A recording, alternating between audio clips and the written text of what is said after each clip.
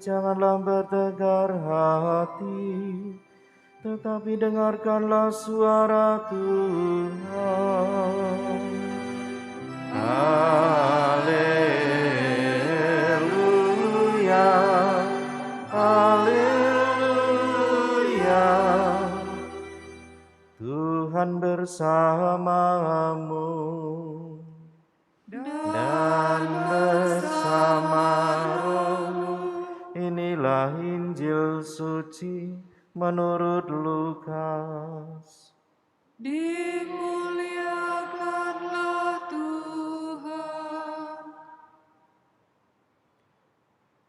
Pada waktu itu, ketika Yesus mendekati Yerusalem dan melihat kota itu, ia menangisinya, katanya, "Wahai Yerusalem, alangkah baiknya andaikan pada hari ini juga engkau mengerti apa yang perlu untuk damai sejahteramu. Tetapi sekarang hal itu tersembunyi bagi matamu. Sebab akan datang harinya, musuhmu mengelilingi engkau dengan kubu, lalu mengepung dan menghimpit engkau dari segala jurusan. Dan mereka akan membinasakan dikau beserta semua pendudukmu. Tembokmu akan dirobohkan, dan tiada satu batu pun akan dibiarkan terletak di atas batu yang lain. Sebab engkau tidak mengetahui saat Allah melawati engkau." Demikianlah sabda Tuhan. Terpujilah Kristus.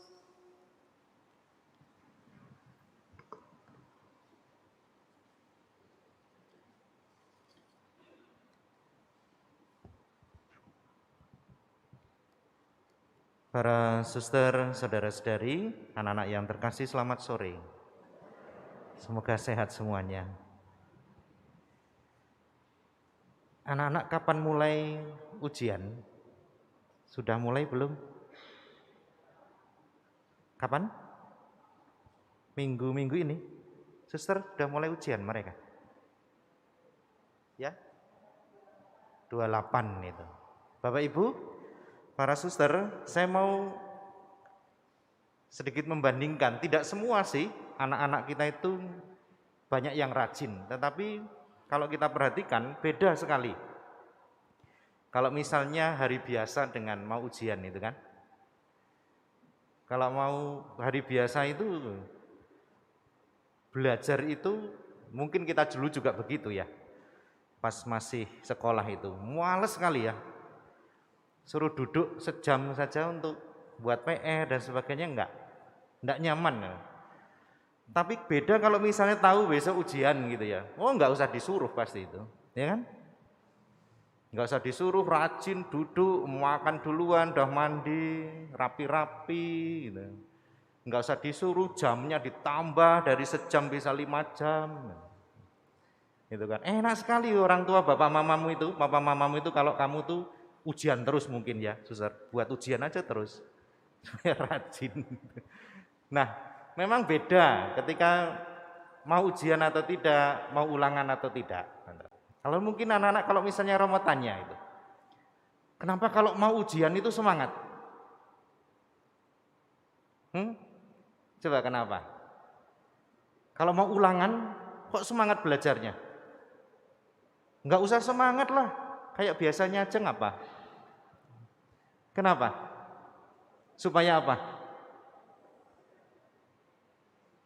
Supaya bisa mengerjakan, ya kan? Supaya lulus. Kalau misalnya itu sudah kelas 3 gitu. Semangat pasti. Kalau enggak lulus Romo gitu. Nah, anehnya kenapa tidak seperti itu terus gitu loh. Sama seperti misalnya ini anak-anak ini kan mau baptis hari Sabtu, tadi Romo tes tadi, semangat sekali. Hafal semua doa-doanya. Hebat. Orang tuamu aja kalah pasti enggak hafal mereka. Aku percaya aja enggak hafal mereka itu. Coba tanyain aja.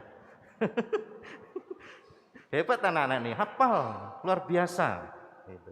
Nah, saudara-saudari yang terkasih, kita bisa belajar banyak dari hal-hal sederhana seperti ini. Kita itu kalau punya cita-cita, kita itu punya sesuatu yang ingin dicapai, itu yang namanya harapan.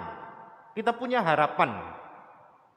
Harapan itulah yang membuat kita hidup, membuat kita semangat, ya kan? Karena kamu pasti anak-anak penasaran rasanya tubuh dan darah Kristus itu seperti apa sih, gitu kan? Nanti besok hari Minggu dirasakan. Kalau kamu tidak merasakan manis, berarti belum baik kamu. Nanti kalau sampai manis, berarti kamu anak yang baik, gitu. Nah, ini sama seperti anak-anak, saya kira kita juga perlu punya semangat harapan yang demikian. Gitu. Kalau tidak, hidup kita itu hambar. Hidup kita itu tidak punya harapan, nggak punya cita-cita. Kalau dengan demikian berarti kita walaupun hidup bisa jadi mati. Hari ini menarik sekali kalau kita mendengarkan Injil, Yesus itu menangisi Yerusalem. Yerusalem itu dikatakan sebagai tahtanya Tuhan, sebagai tempat. Yerusalem artinya itu damai, sejahtera. Tetapi orang-orang Yerusalem sendiri itu tidak tahu bagaimana mereka itu, bagaimana sih supaya mendapatkan damai sejahtera itu. Karena mungkin saja hidup mereka itu ngawur, hidup mereka itu tak teratur, hidup mereka itu tidak menempatkan Tuhan dalam kehidupan mereka. Maka Yesus menangisi itu. Kok kamu nggak tahu sih bagaimana mendapatkan damai sejahtera? Bahkan menolak Yesus sang damai sejahtera itu sendiri. Nah, saudara-saudari yang terkasih, saya kira ini juga teguran untuk kita semua. Apakah saudara-saudari kita semua juga tahu apa yang kita perlukan supaya kita mencapai damai sejahtera itu? Supaya kita mencapai keselamatan, supaya kita memiliki keluarga yang baik begitu. Kita semua sudah dibaptis, menerima krisma, ekaristi, sakramen-sakramen yang lain. Kalau kita lupa, bahkan tidak menempatkan Yesus menjadi pusat kehidupan kita, percuma.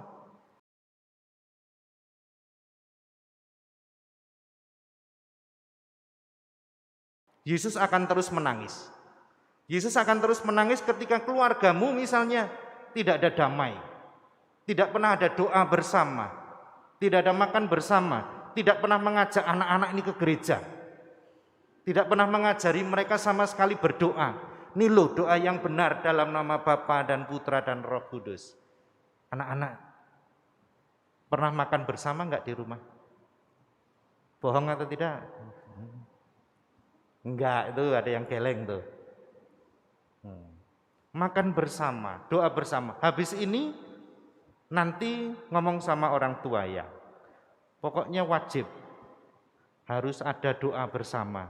Hari Minggu kalau enggak mau ke gereja, geret papa mamamu itu. Ajak ke gereja. Supaya saudara-saudari yang terkasih, bagi orang tua ini juga menjadi kesempatan bagi kita untuk memberikan teladan iman bagi mereka. Tugas pertama sebagai gereja untuk mengajari anak-anak dalam hal iman dan moral itu bukan guru agamanya ini, bukan para suster, bukan di sekolah, tetapi kita sebagai orang tua. Kadang-kadang kita lalai. Dulu padahal janji ketika saudara-saudari menerima pemberkatan di gereja, apakah berjanji akan mencintai dan mendidik anak-anak ini dalam iman Katolik yang baik dan benar? Dijawab lantang dulu, ya saya berjanji, karena belum punya anak. Setelah anaknya banyak lupa. Maka saudara-saudari yang terkasih, mari kita hari ini dan seterusnya saya kira, jangan sampai membuat Yesus menangis karena melihat keluarga kita terutama, melihat diri kita yang tidak pernah menempatkan betul-betul Yesus menjadi sumber kehidupan kita semua. Kemuliaan kepada Bapa dan Putra dan Roh Kudus.